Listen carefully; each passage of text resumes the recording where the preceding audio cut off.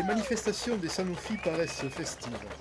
Pourtant, les salariés ont vécu un été pourri depuis l'annonce brutale du jeudi 5 juillet 2012 de la restructuration de la branche française qui pourrait se traduire à terme par le désengagement des activités de recherche toulousaines et montpelliéraines. Quel est le sens de votre présence ici aujourd'hui ? On travaille sur un site de recherche de haute technicité avec des chercheurs performants et motivés qui ont apporté significativement au domaine de la santé depuis de longues années en mettant sur le marché des médicaments très importants comme le Plavix qui est un médicament qui est l'un des plus vendus au monde. Aujourd'hui, donc au mois de juillet, nous venons d'apprendre la volonté de la direction de se désinvestir de notre site pour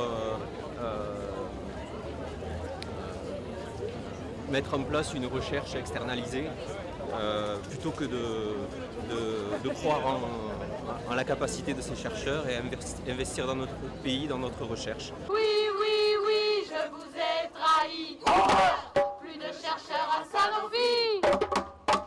Je ne veux plus de recherche. Cela va me donner plus de fraîche. Moi j'ai besoin de plein de pognon. Et vous n'êtes pas bon. Comment vivez-vous ces semaines d'incertitude ? Une grosse anxiété chez beaucoup de salariés. Des cellules de soutien psychologique ont été mises en place sur nos sites et c'est vrai qu'il y a beaucoup de gens qui vivent une très forte anxiété et qui voient difficilement leur avenir. Une colère vu l'investissement que chacun met dans cette recherche qui vise à la santé et au bien-être des personnes.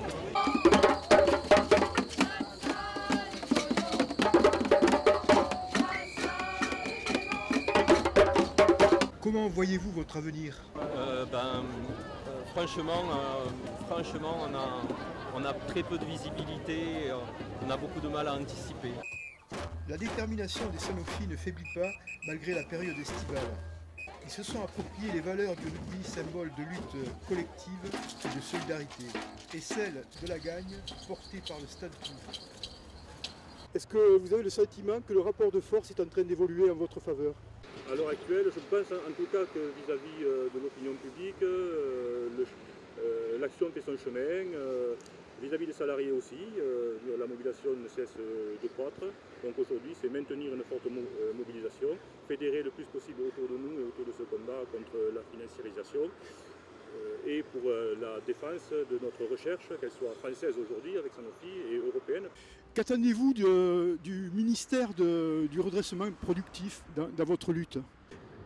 Nous attendons qu'il soit donc à la hauteur des missions qui lui ont été confiées, qu'il se saisisse du dossier. Je crois qu'aujourd'hui, le gouvernement avait prévu d'annuler ou d'interdire les licenciements boursiers. On est typiquement dans ce cas-là. Je crois que, je le répète encore une fois, c'est 9 milliards, grosso modo 9 milliards de bénéfices pour Sanofi l'année dernière.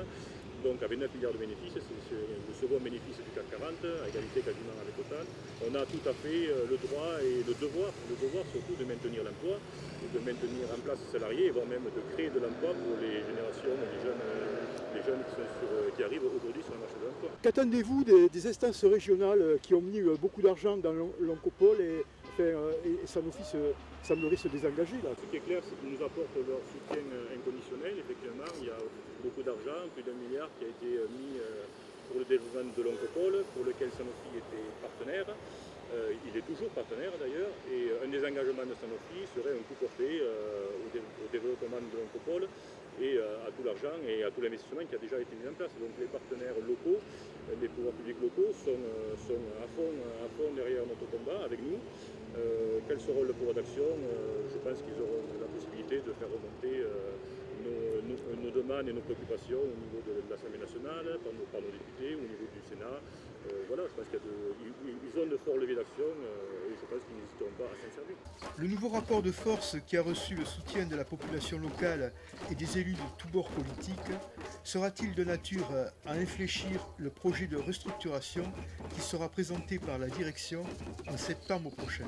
Quelles seront les ripostes et les moyens d'action du ministre du Redressement productif et des élus locaux et régionaux face à la financiarisation outrancière et inhumaine d'un groupe qui a fait 8,8 milliards d'euros de profit en 2011 et s'apprête à verser 4,5 milliards d'euros aux actionnaires Total et L'Oréal?